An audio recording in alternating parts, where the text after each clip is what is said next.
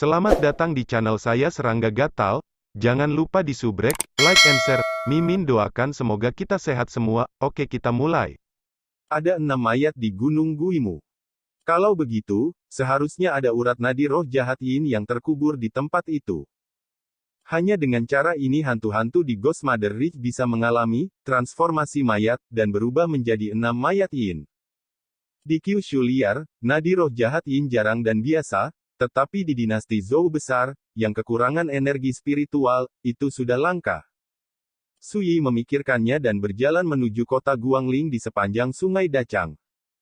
Selain itu, ada 6 rumput yin dan bunga matahari ekstrim di puncak ibu hantu, yang juga merupakan harta untuk mengolah lingkungan tungku. Ketika saya mencapai kesempurnaan dari alam yang menggerakkan darah, saya akan berjalan-jalan. Sui membuat keputusan. Pertemuan dengan Xiao Tianque dan Zijin kali ini membawa banyak hal untuknya. 10.000 tael perak sudah cukup baginya untuk membeli semua jenis bahan obat yang dibutuhkan untuk pendinginan tubuh. Pada saat yang sama, beberapa berita berharga terkait dengan puncak ibu hantu juga disimpulkan. Seperti Yin Salimai. Ketika Sui tiba di gerbang kota Guangling, dia melihat pasukan terlarang ditempatkan di sana. Di depan pasukan terlarang, masih banyak orang besar yang menunggu di sana, semuanya memiliki bantalan yang luar biasa, jelas mereka telah berada di posisi teratas untuk waktu yang lama, jauh dari sebanding dengan tokoh seni bela diri biasa.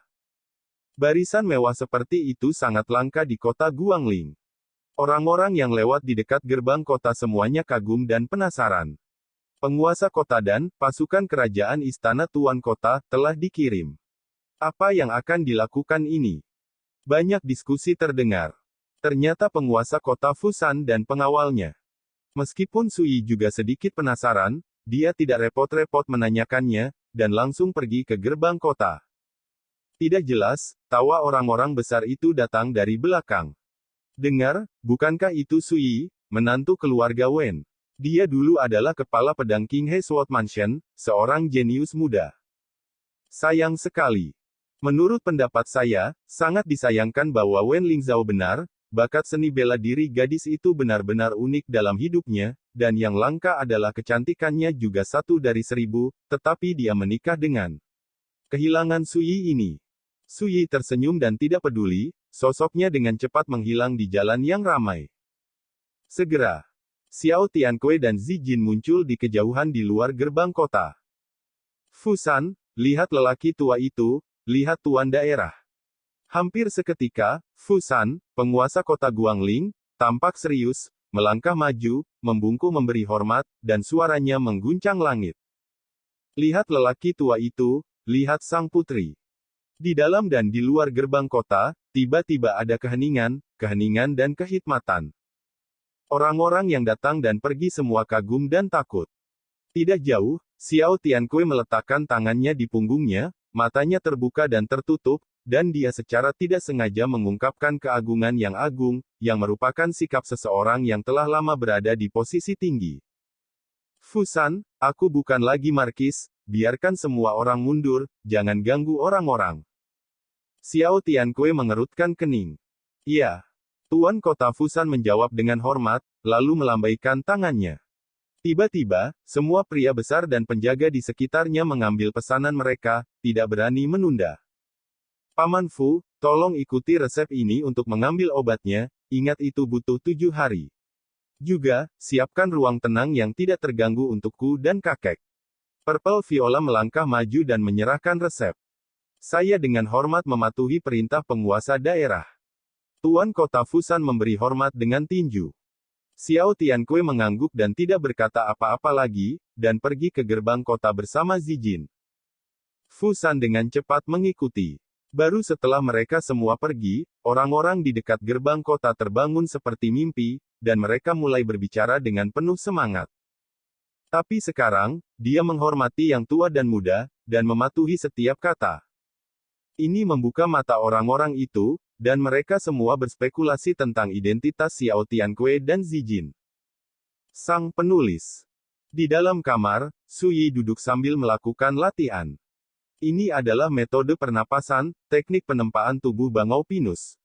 Di bak mandi, ada rebusan sup obat, yang dibuat dari lebih dari 50 jenis tanaman obat selama 2 jam.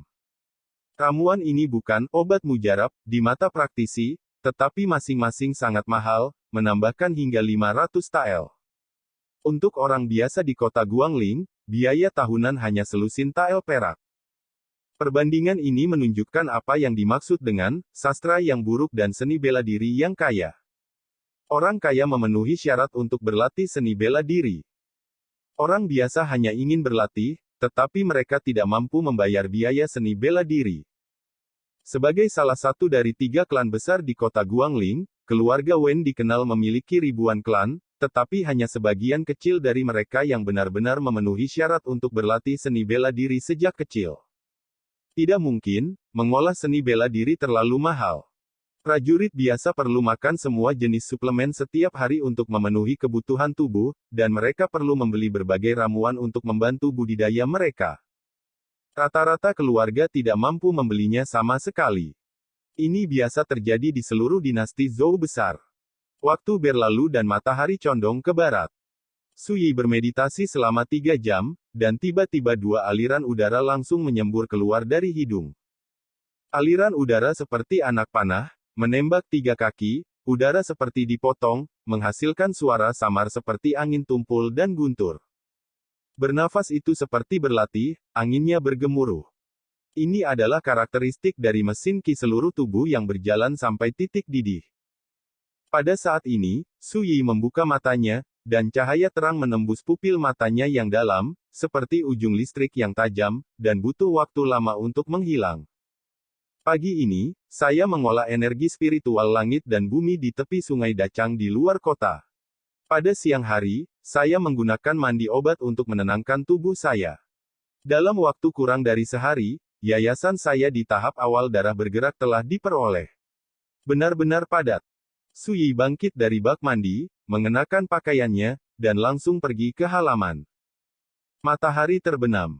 Pohon jujube di halaman menyelubungi lapisan cahaya lembut. Sosok Su Yi berdiri kokoh, merasakan kekuatan ki dan darah di tubuhnya, dia tiba-tiba menunjuk, dan menikam cabang pohon jujube di sampingnya seperti pedang. Cabang-cabangnya hancur dan berubah menjadi bubuk. Hebatnya lagi, daun-daun hijau di dahan masih utuh. Su Yi menyingkirkan jarinya dan mengangguk diam-diam. Pada tahap masuk seni bela diri, fisik dan darah ditempa, dan ketika digunakan dalam pertempuran, itu tercermin dalam kontrol kekuatan.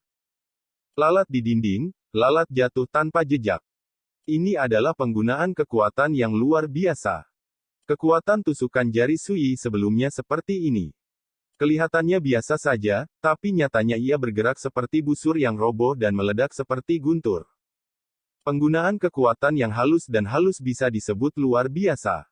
Dalam beberapa hari berikutnya, Su Yi Chen pergi berlatih di tepi sungai Dacang di luar kota, berendam di pemandian obat pada siang hari untuk mendinginkan tubuhnya, dan kekuatannya mengalami perubahan yang mengguncang bumi.